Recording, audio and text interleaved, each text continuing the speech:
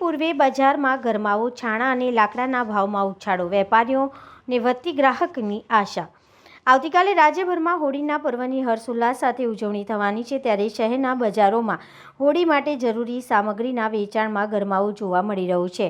ખાસ કરીને છાણા, લાકડા અને ઘાસ જેવી સામગ્રી માટે અલગ અલગ વિસ્તારમાં તાત્કાલિક બજારો ઊભા થયા છે।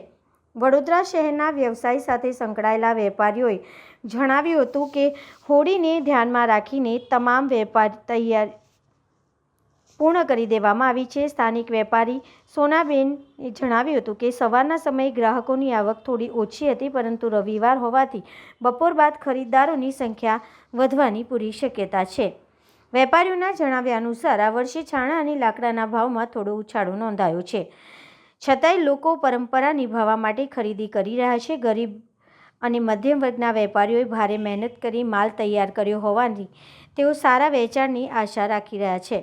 વેપારીઓએ વધુમાં જણાવ્યું હતું કે દર વર્ષે હોળી પૂર્વે કોર્પોરેશન દ્વારા વેચાણ અંગેની કાર્યવાહી કરવામાં આવતી હોય છે, જેથી આ વર્ષે પણ તંત્ર તેમને શાંતિપૂર્ણ રીતે વ્યવસાય કરવા સહકાર આપશે તેવી અપેક્ષા વ્યક્ત કરવામાં આવી છે।